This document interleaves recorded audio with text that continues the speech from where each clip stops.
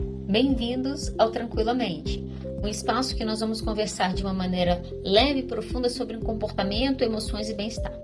Eu sou Adriana de Oliveira, sou psicóloga, doutora em ciência do comportamento e ao longo dos episódios nós vamos estar explorando juntos temas que fazem parte do nosso dia a dia, desde os desafios emocionais que nós precisamos lidar até as estratégias para a gente poder viver com mais equilíbrio e tranquilidade. Olha só, quero começar, quero falar de um tema hoje com vocês, que é um tema importante, a gente fala pouco sobre isso. Na graduação, praticamente, eu acho que você nem estuda isso, pelo menos eu não estudei isso na minha graduação. Mas é uma coisa que acontece com muitas pessoas e a gente sabe que é a síndrome do impostor. Já até falei sobre isso ano passado, fiquei até pensando, já fiz uma live ano passado sobre isso, vou fazer outra live sobre isso, o que eu posso trazer talvez até de diferente para a gente poder estar conversando. A questão é, a gente está começando o ano e normalmente a gente começa anos fazendo planos, não é verdade? Planos do que a gente quer, quais são as nossas metas, quais são os nossos objetivos, o que eu quero ajeitar nesse ano, como que eu quero que esse ano seja. Tem pessoas que usam cores diferentes para passar o ano, desejando coisas específicas, E chega o ano e às vezes, quantas vezes a gente entrou ano e saiu de ano, que as nossas metas é isso, A gente chega em 2024 com a meta de 2014 ainda que a gente não pagou. Isso é uma realidade, a gente sabe disso. Uma das coisas que pode acontecer, eu acho que por isso que é legal a gente começar o nosso ano falando sobre isso, é a questão da síndrome do impostor. A síndrome do impostor não é um transtorno mental, ok? Você não vai achar ali no CID.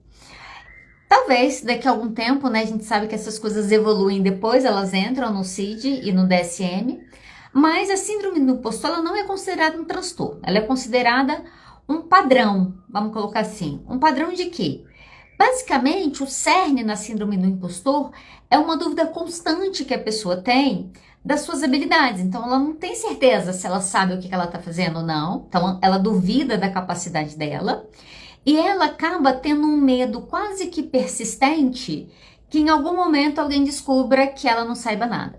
Ou seja, pessoas que têm a síndrome do impostor são pessoas que tendem a terem medo de serem desmascaradas, elas se sentem como fraudes, então elas acham que elas estão ali, mas elas não deveriam estar ali. Vou te dar alguns exemplos disso aqui. Olha só, o que é uma fraude? É uma fake news. O que é uma fake news? Vou dar um exemplo de uma fake news que a gente viu na pandemia.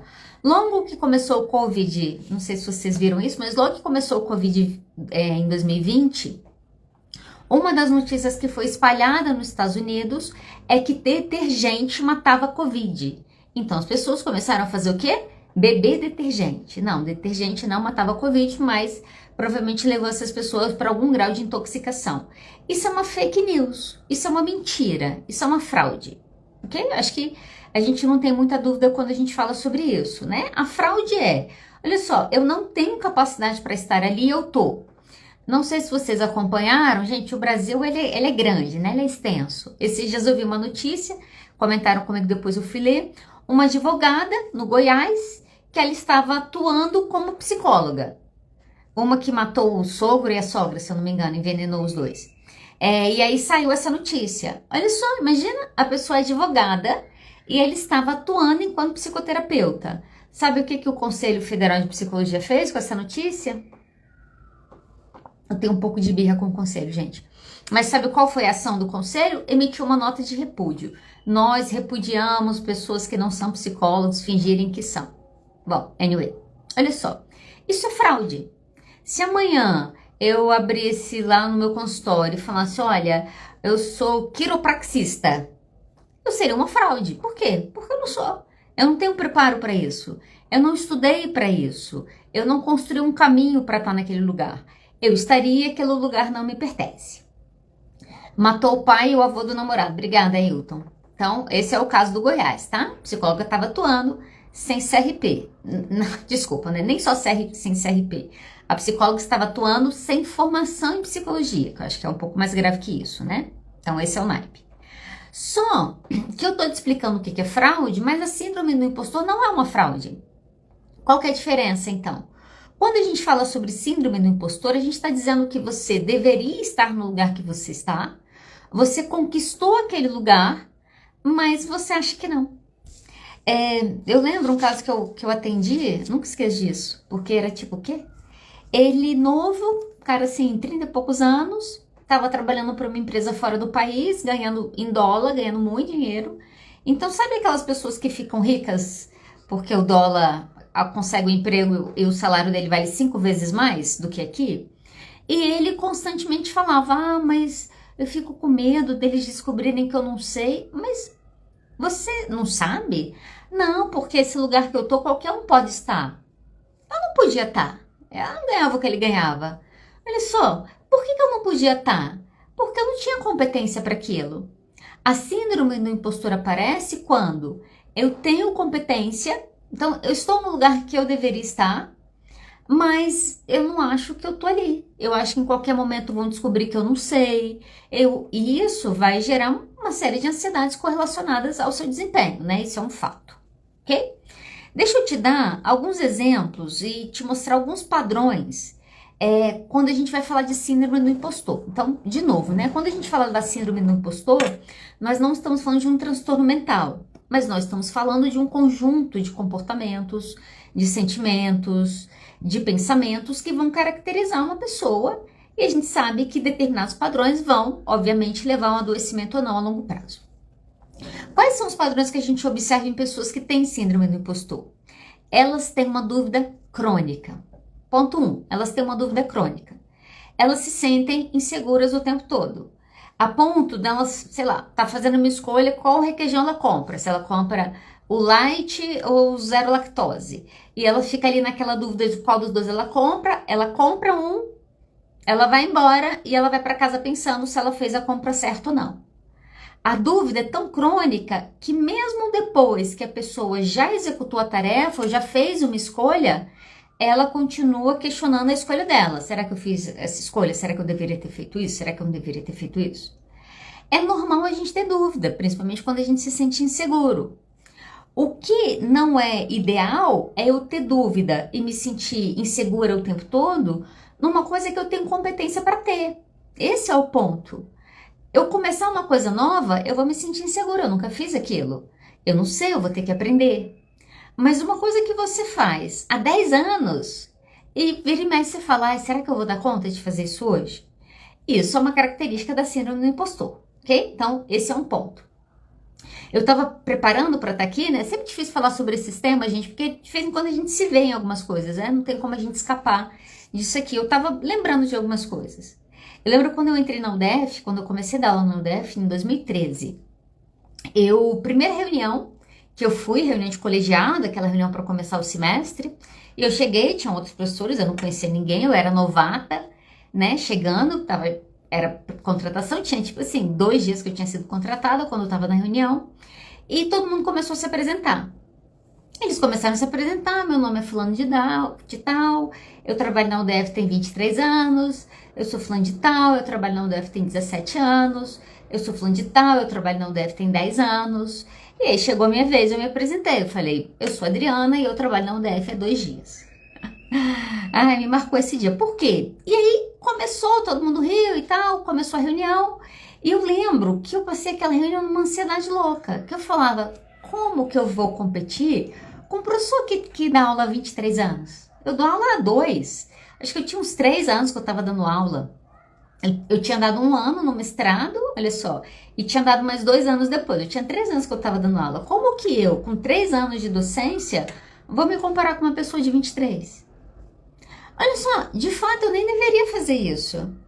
O ponto é, eu estar sentada naquela cadeira, naquele dia, não tinha sido ao acaso.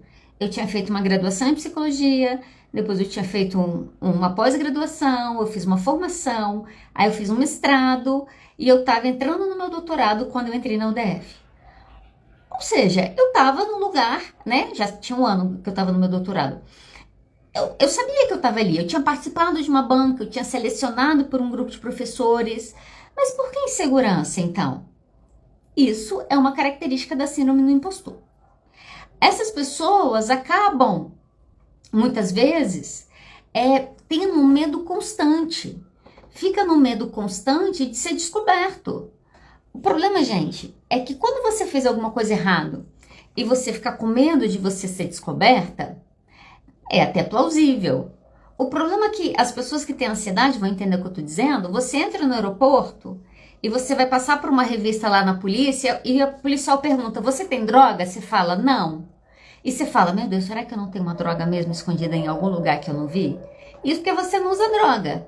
Isso é uma característica do quê? Isso é uma característica da ansiedade, ok? Ou seja, que é esse medo constante, né? Você nem tá com droga ali, mas agora naquele momento no aeroporto, só porque te perguntaram, você sentiu aquele frio na barriga e seu coração deu aquela acelerada básica. Gente, tem um programa que eu assisto, não sei se vocês assistem ou não, mas chama Operação Fronteira. Já ouviram falar desse programa? É um programa brasileiro, super recomendo, super me divirto. E a Operação Fronteira são operações da Polícia Federal, da Receita Federal, nas fronteiras. E aí teve um caso que foi em Mato Grosso, eles param os ônibus, né? Tem muito tráfico e tal, eles param os ônibus. E eles pararam lá um ônibus, o policial entrou, o policial federal entrou. Quando ele chegou perto do menino, o menino estava sentado no final do ônibus, assim, na última fila. Ele chegou perto do menino e o menino estava tremendo, assim, mostrava o menino tremendo.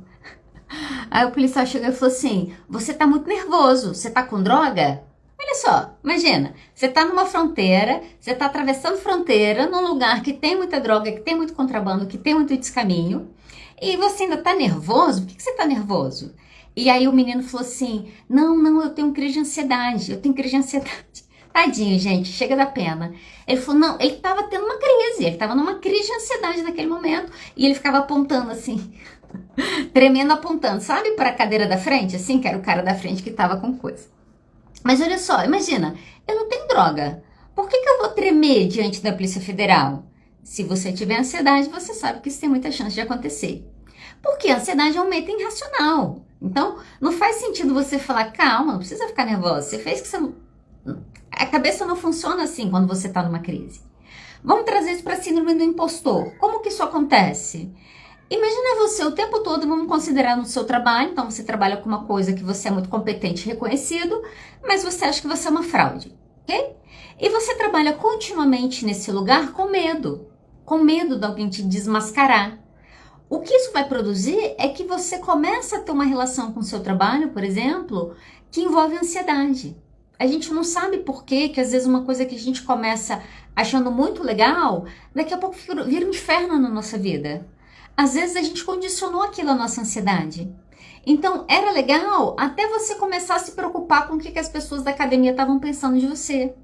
Era legal até você pensar se as pessoas iam avaliar ou não o peso que você coloca na máquina da academia. Ah, Adriana, as pessoas não pensam isso. Claro que pensam, gente. Por isso que a nossa profissão existe, por isso que nós somos psicólogos.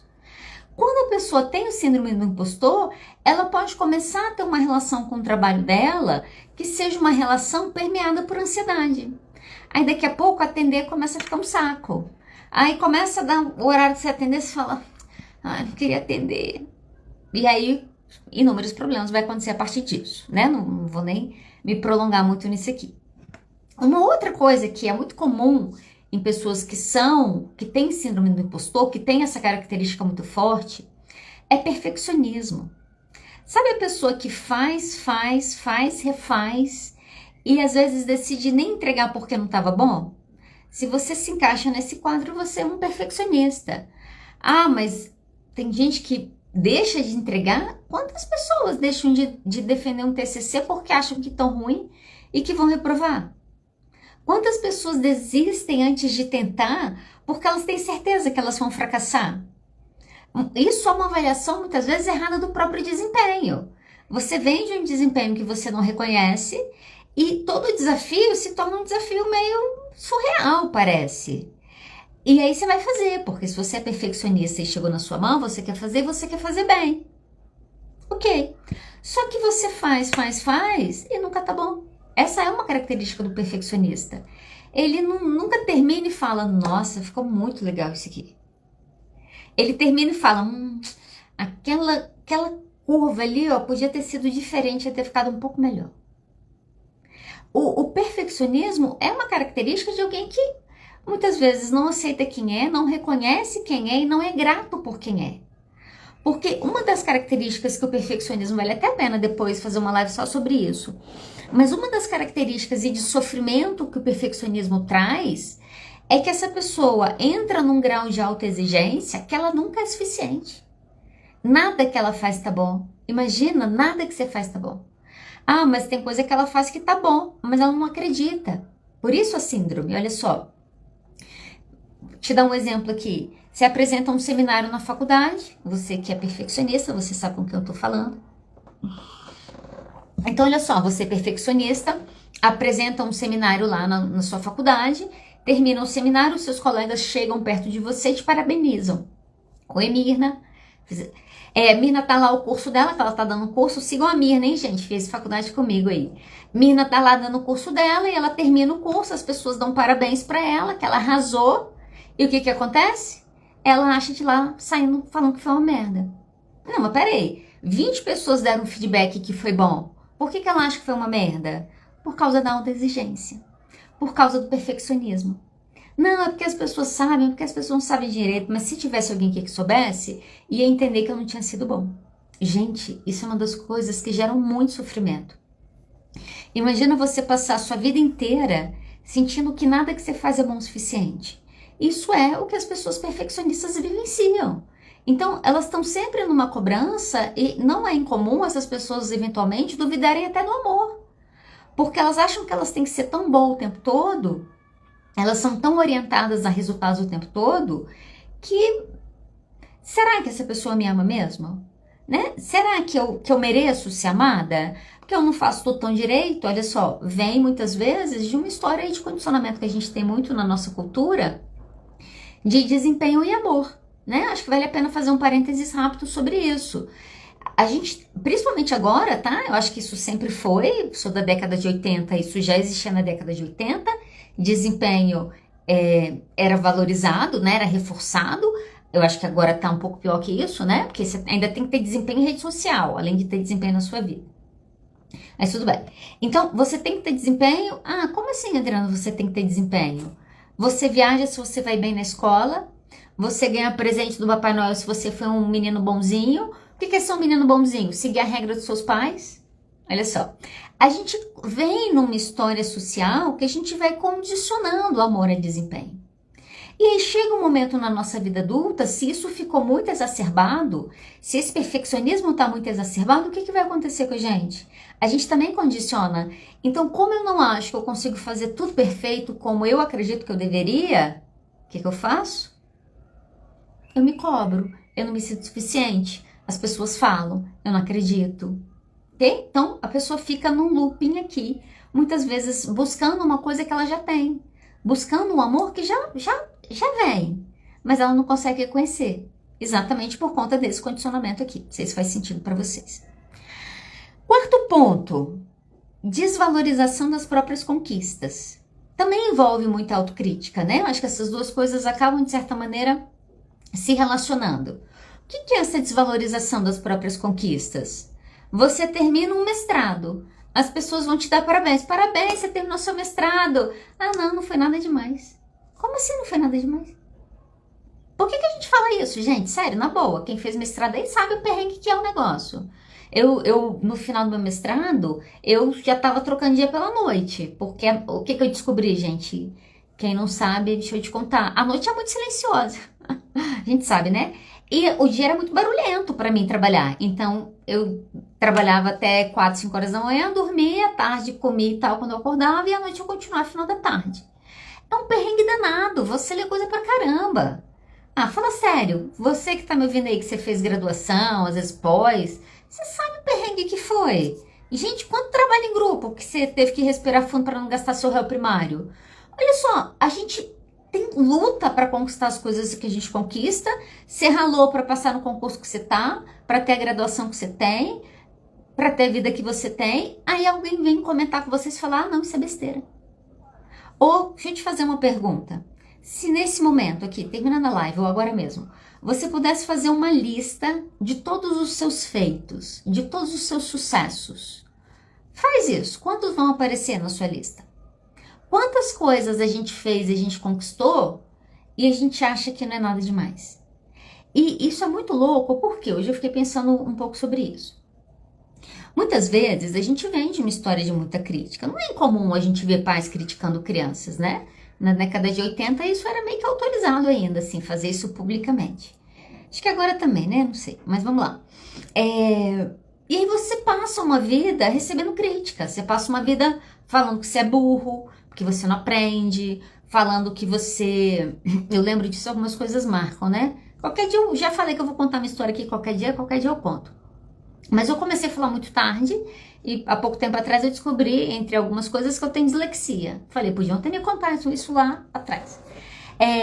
Nem parece, né, gente? Mas assim, tava até conversando com a minha irmã esses dias, eu percebo, eventualmente eu falo errado, eu troco sílaba. Quando eu escrevo isso fica mais nítido, mas é até mais fácil de perceber. Mas eu percebo, às vezes as pessoas não percebem, mas eu percebo se é uma palavra errada ou outra, uma sílaba trocada.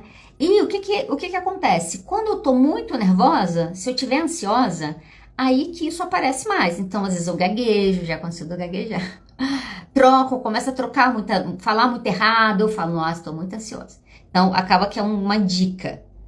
Aí, olha só, nem sei porque que eu falei isso. Estava conversando com a minha irmã sobre isso, desvalorização das próprias conquistas, blá, blá, blá. Comecei a falar tarde, dificuldade, não sei o quê. Peraí que eu viajei. Lembrei. Aí eu tava no mestrado, então, olha só. Comecei a ler, fiz lá minha escola, terminei o colégio, fui pra graduação, fiz psicologia na Católica, depois fiz formação no IBAC, depois fiz uma pós na Católica, e aí depois disso eu entrei no mestrado. Então, quando eu entrei no mestrado, eu tinha alguns anos de vida acadêmica, certo? Sem considerar que do prezinho até aquele momento. E eu comecei a fazer mestrado, e quem faz mestrado sabe que o perrengue lá é puxado. E aí eu lembro um dia que eu fiz uma prova, estava no final do primeiro ano, fiz uma prova, e quando a professora me devolveu a prova, ela escreveu assim do lado da minha prova, de uma questão minha específica, ela escreveu assim, você é analfabeta? E com uma interrogação. Gente, eu não sei o que você faria, mas eu chorei. Eu chorei muito. Chorei. Fui pro carro, chorei. Chorei. O que eu pensei? Vou largar. Falei, eu não tenho condição de fazer mestrado. Ela tá certa? Olha só, ela tá certa. E aí eu fiquei nessa, chorei.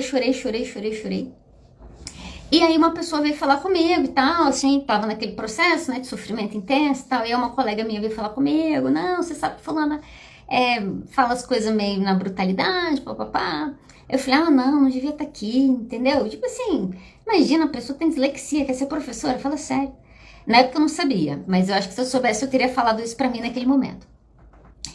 E aí ela começou meio que me lembrar, ela falou, pô, mas você já me falou isso, você me falou isso. Aí ela falou, pô, você teve uma graduação, você fez uma pós. Aí sabe qual foi a minha resposta na hora? Todo mundo faz. Olha só, a famosa resposta, todo mundo faz, é uma resposta que você desvaloriza o seu mérito daquilo. Você tira o seu mérito do esforço do que você conquistou. Não é qualquer um faz. Gente, e hoje eu tenho tentado entender isso de uma maneira mais profunda. Mas assim, não é todo mundo que tem mestrado. Sabe qual que é a realidade? A gente vive num país que nem todo mundo sabe ler. Essa é a realidade. Então, às vezes você está terminando a graduação e fala, eu não sei nada. É uma sacanagem você falar isso. É uma sacanagem até com as pessoas que não tiveram a oportunidade que a gente teve. E muitas vezes, isso que a síndrome do impostor faz, não sei se vocês conseguem ver. Então, você tem lá um processo que foi um processo de conquista, ok? Então, você está num processo que é um processo de conquista, você conquistou aquele negócio, e aí você fala, qualquer um faz. De vez em quando eu entro nas crises do, ai meu Deus, o que eu tô fazendo? Que eu tenho essas crises de vez em quando, gente. Ai meu Deus, o que eu tô fazendo? E de vez em quando vem a crise do que eu tô fazendo, sabe o que eu falo pra mim? O que você tá fazendo? O que eu faço há 20 anos. É isso que eu tô fazendo. Olha só, tem 20 anos que eu atendo. É isso que eu tô fazendo. Mas isso aí que você faz, todo mundo faz. Às vezes eu dou uma palestra e tal, termino, o pessoal, que legal, foi massa. Eu penso, mas isso aí todo mundo faz. Aí sabe o que eu falo pra mim? Se todo mundo fizesse, não seria 1 falando pra 100, seria 100 falando pra 1. E é esse a coisa que a gente precisa trabalhar, sabe? Por quê? Porque olha só, às vezes esse é um grande problema quando a gente fala do síndrome do impostor e algumas questões relacionadas à saúde mental.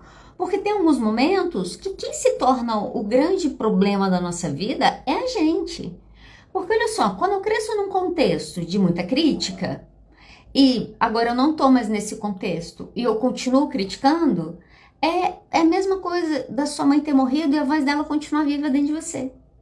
Infelizmente, nós fazemos isso na nossa vida adulta. A gente cala a nossa voz da criança e a gente pega a voz dos adultos da nossa vida e a gente traz como repetição. Vai dar merda, gente. Claro que vai dar merda. E aí a gente começa a se tratar como a gente não queria ser tratado desde o início. Só que agora quem está fazendo o papel de carrasco é você mesmo. Isso acontece toda vez que você desvaloriza uma conquista. Às vezes, né, em terapia, o que a gente precisa até ensinar alguns pacientes a fazerem? Você precisa aprender a celebrar a conquista. Tem que celebrar. Tirei nota boa, estudei, passei. Massa, vai conquistar, entendeu? Vai celebrar. Vai fazer o quê? Sei lá, vai tomar um banho de cachoeira. Vai fazer uma trilha. Vai chamar os amigos para uma resenha na sua casa. A gente perdeu esse costume, né? A nossa cultura já teve mais rituais. A gente tem poucos ritos hoje em dia. Acabou a festa de 15 anos, eu acho, né? Alguns ritos que eram muito marcados na nossa cultura, eles desapareceram. Qual que é o problema deles terem desaparecido? É que muitas vezes a gente começa a não ter marcos de vitória na nossa vida, sabe? De conquista. Aí a gente vira um poço de autocrítica. Então, esse é um grande problema de pessoas que têm síndrome do impostor. Quinto ponto aqui, para a gente poder avançar, que meu tempo está correndo atrás de mim. Evita novos desafios. Então, você está lá no seu trabalho. Isabela contou pra gente que ela está fazendo mestrado. Isabela está lá no mestrado. Sendo num ambiente acadêmico super aversivo, né? A gente pode falar aqui entre a gente. Então, você está lá num contexto super aversivo e Isabela está lá. A Isabela está lá porque ela fez uma prova, gente. Isabela não chegou na UNB e falou, eu posso ficar aqui com vocês? Não, ela teve que fazer uma prova para estar ali. Uma prova que envolvia proficiência em inglês, uma prova que envolvia proficiência na matéria que ela estava fazendo, uma prova que envolvia proficiência em metodologia, normalmente, só se as coisas mudaram. Ela tem competência para estar ali. Mas ela entra naquele contexto e começa a porrada. Imagina, começa crítica, crítica, crítica. Aí alguém vira para ela e fala assim, a gente vai ter a Jaque, vai ter Jaque na UNB, hein, gente, em abril desse ano. E aí vai ter a Jaque lá na UNB em abril e a gente queria que você coordenasse. A Isabela fala, quem, eu? Não. Como assim? Se eu já me sinto inseguro fazendo o que eu faço, como que eu vou pegar uma coisa que eu ainda não sei fazer? Muitas pessoas vivem estagnadas nas suas carreiras, não é porque elas não tiveram oportunidade de crescer, é porque elas tiveram medo de crescer. Ok?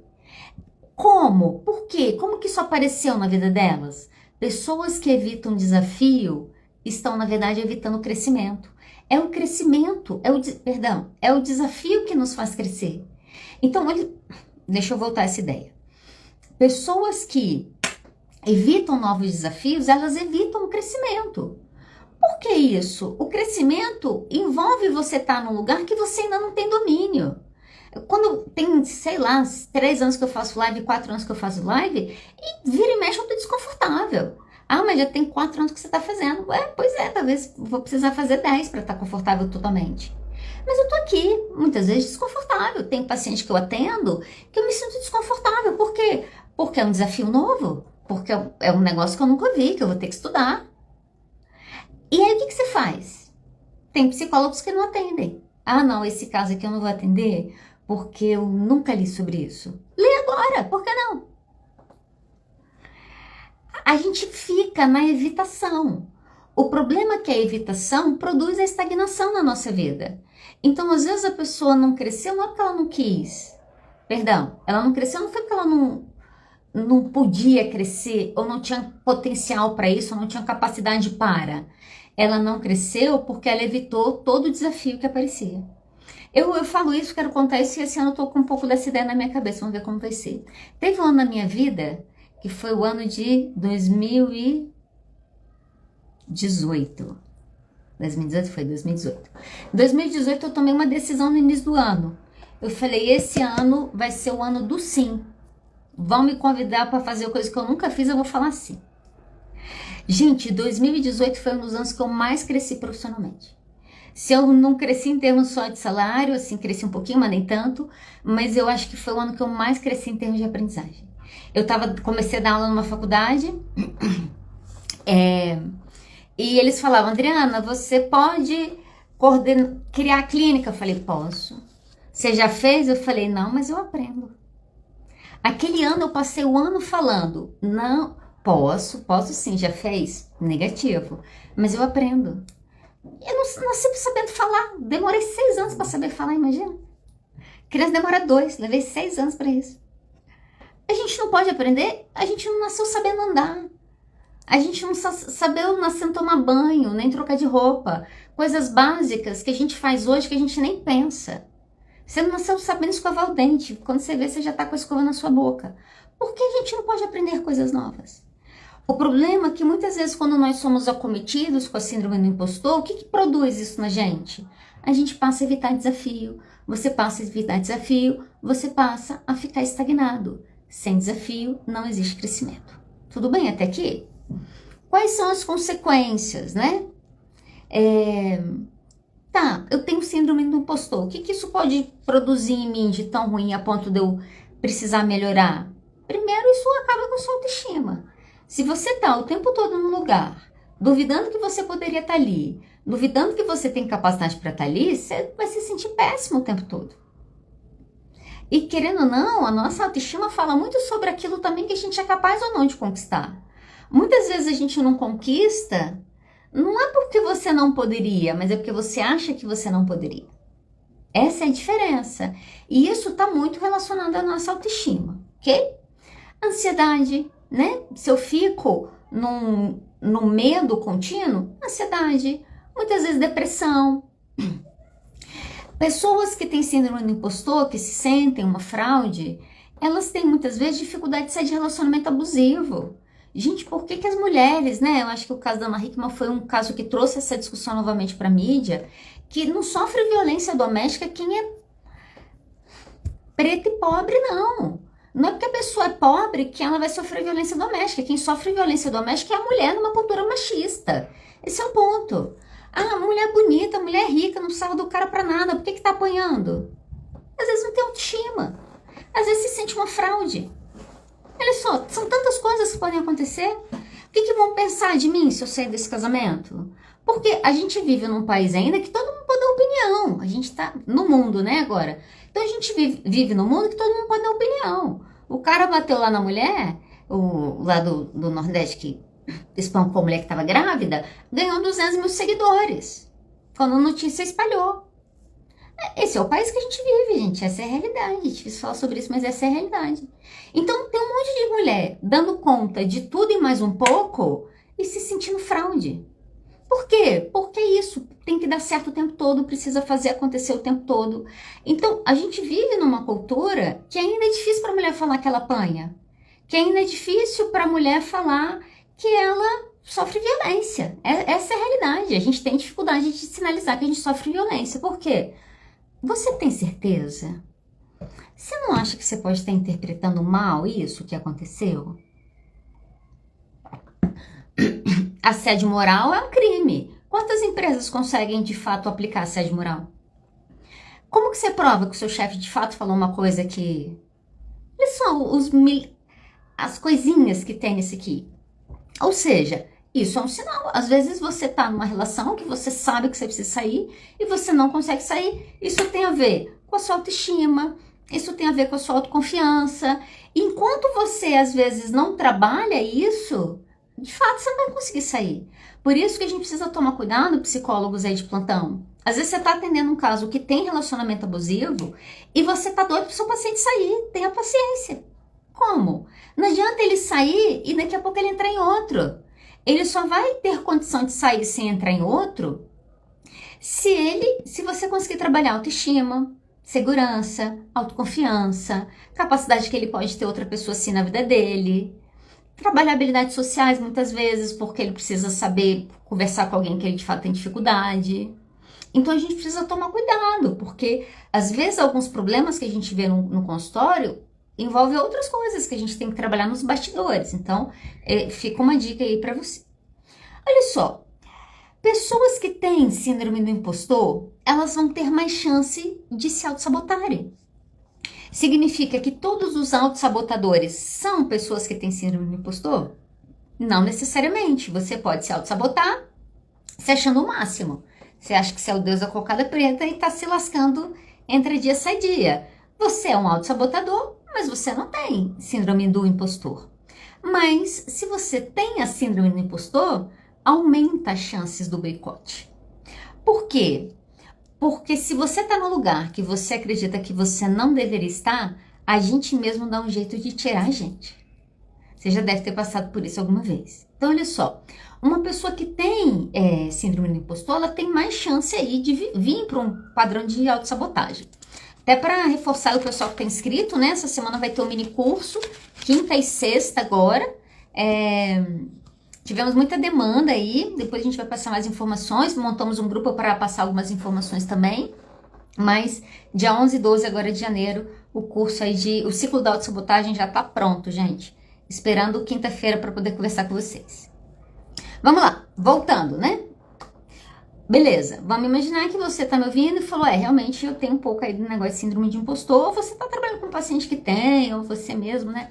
A gente também enfrenta os nossos próprios demônios aí na vida. Como que eu trabalho, né? Como que eu começo a resolver esse problema? Primeira coisa, eu acredito que eu vou falar bastante sobre isso com você esse ano, mas a primeira coisa, você precisa começar a se tratar melhor. A gente se trata muito mal, de maneira geral, ok? Não são todos, mas de maneira geral a gente se trata mal. Mal como? Pense nas coisas que você fala pra você e pense se você falaria isso pra uma criança.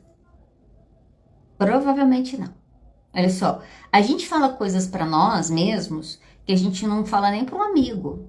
Que a gente, às vezes, não fala nem pra quem a gente não gosta. Às vezes a gente vê a pessoa se lascando e fala, poxa vida, a gente precisa aprender a se tratar melhor. O que é isso? Deixa eu te falar isso aqui de uma maneira muito prática.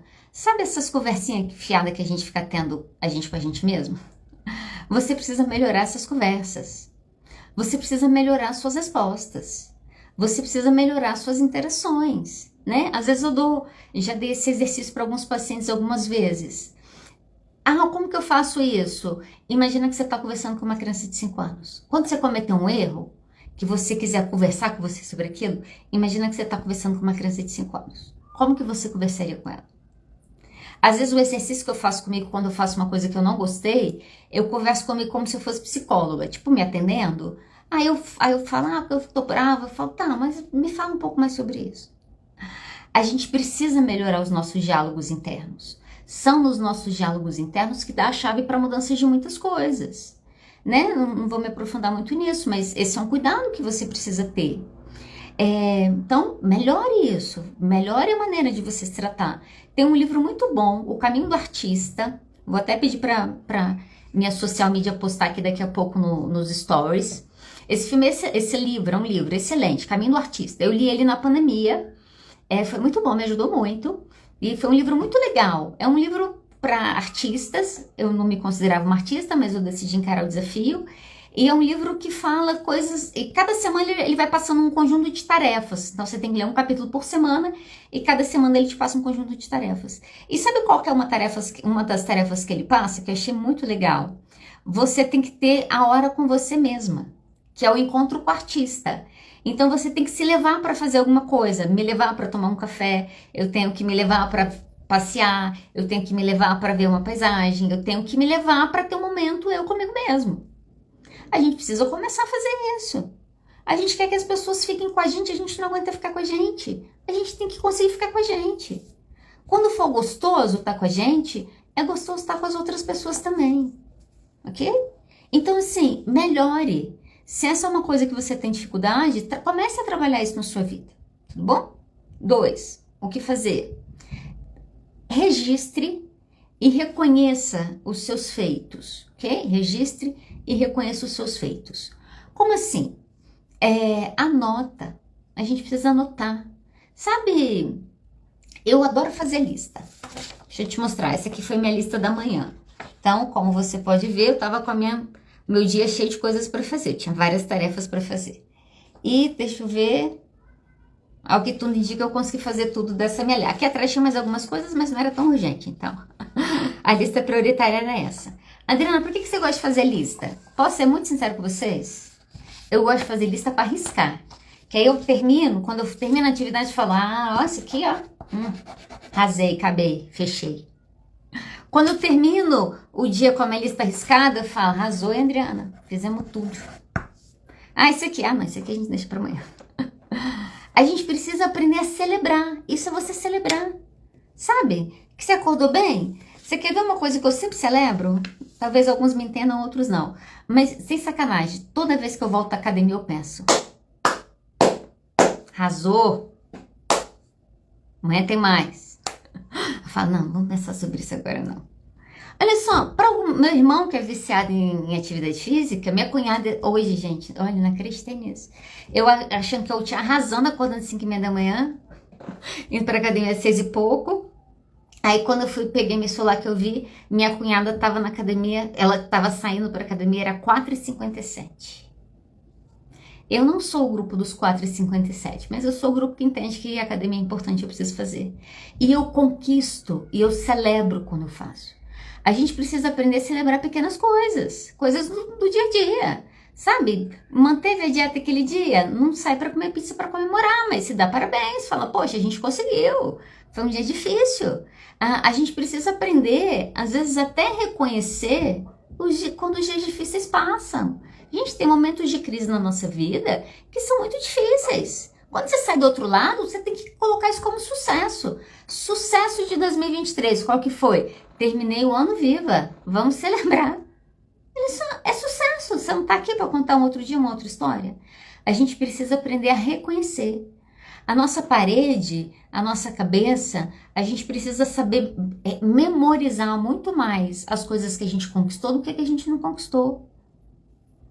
Tem um versículo na Bíblia, não vou lembrar dele agora, mas tem um trecho na Bíblia que eu gosto muito, que é o trecho de Lamentações. É um trecho de Lamentações. Ele fala, escreve as coisas que te trazem esperança, porque o negócio estava tão difícil que a pessoa não estava conseguindo mais ver nada de bom no mundo. Deus falou, escreve, para você lembrar. Olha só, por que eu preciso escrever para lembrar? Porque tem dia que a gente esquece. Quando vem as noites escuras na nossa vida, a gente esquece que tem sol. Então você precisa escrever que teve sol no ano anterior. Você precisa escrever que você sobreviveu aquele ano e ele foi difícil também. E que você achou que você não ia dar conta. E provavelmente a gente teve essa mesma sensação quando a gente entrou na primeira série e fez a nossa primeira prova. A gente precisa se lembrar das nossas conquistas. A gente precisa se lembrar dos nossos feitos, por menores ou maiores que eles são. Terceiro, compartilhe os seus medos. Se você não tem um terapeuta para chamar de seu, que é uma pessoa que a gente acaba compartilhando os nossos medos, você precisa ter um amigo para chamar de seu. Ou você precisa ter uma família que você veja neles uma família para chamar de sua. O que eu quero dizer com isso? Todas as coisas são maiores na nossa cabeça.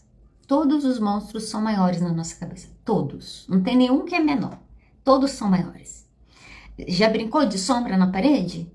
Quem já brincou com vela? Né? Põe a vela, faz a sombra. Quando eu era criança eu brincava disso quando acabava a luz. E você fica fazendo imagens na parede. A imagem na parede, ela é muito maior que a minha mão. É a mesma coisa na nossa cabeça.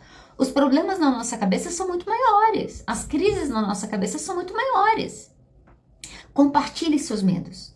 Teve uma live que eu fiz ano passado, não vou nem lembrar qual que era. Eu acho que era sobre autoestima e autoconfiança, se eu não me engano.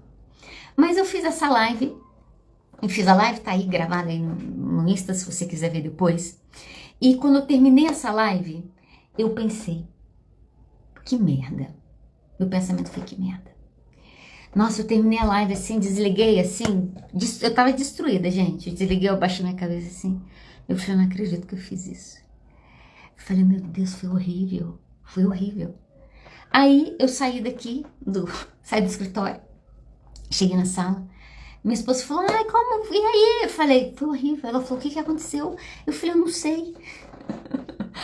Eu falei, não sei. Eu falei, mas foi horrível. Ela falou, Adriana, não deve ter sido horrível. Eu falei, porque você não viu. Se você tivesse visto, você ia ter visto que foi horrível. No outro dia ela falou comigo, olha, eu vi a live não foi horrível. Aí, passou um pouquinho, uma pessoa me mandou mensagem. Falou, Adriana, vi sua live ontem de autoconfiança e autoestima e autoconfiança. Nossa, sua live foi maravilhosa.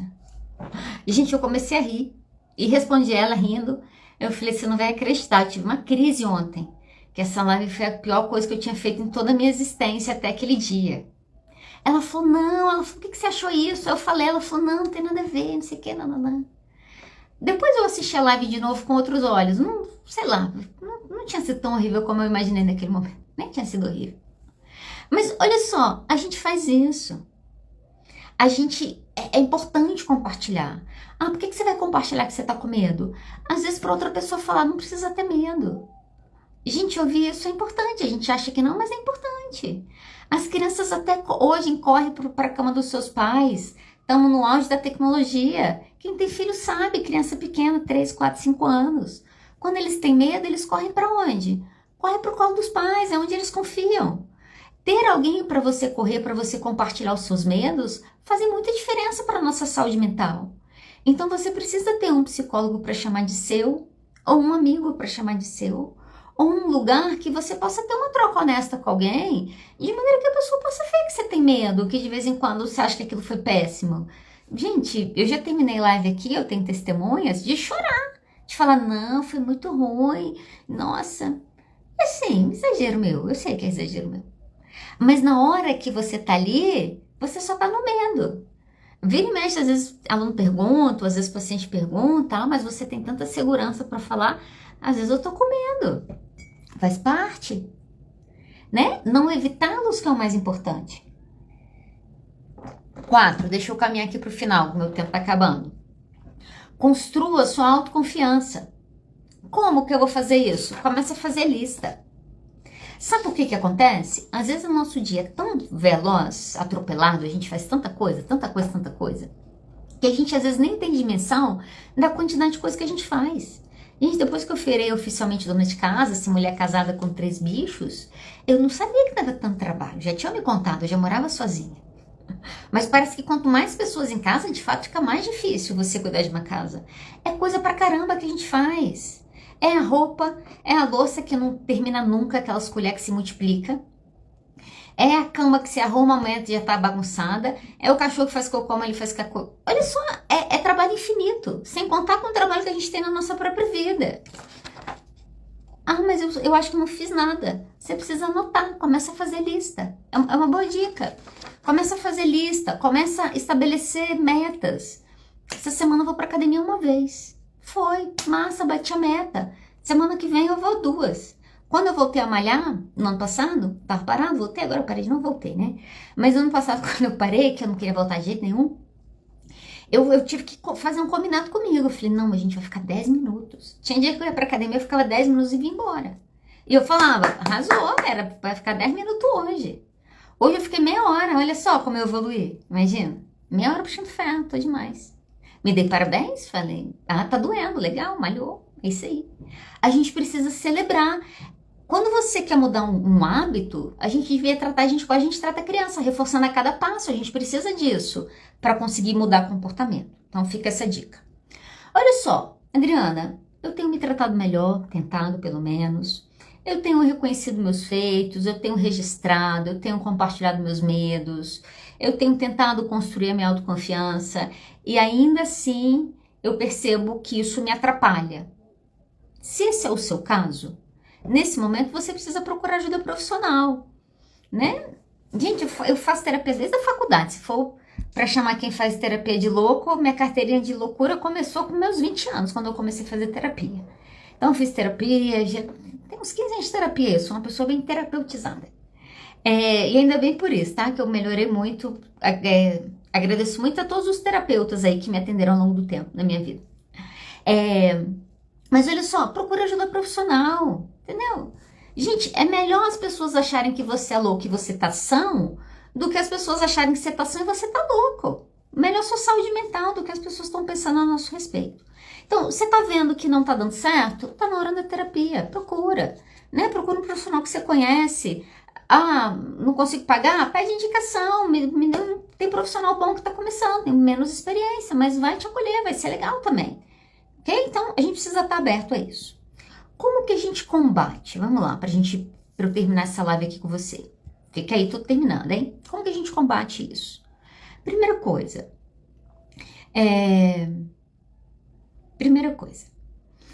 você precisa lembrar, e você precisa se lembrar, que as suas conquistas não são por acaso. Como é isso? Você, sei lá, amanhã você vai trabalhar. O fato de você estar trabalhando naquele concurso é porque você fez algo que colocou você lá. Outras pessoas também tentaram estar ali, elas não estavam.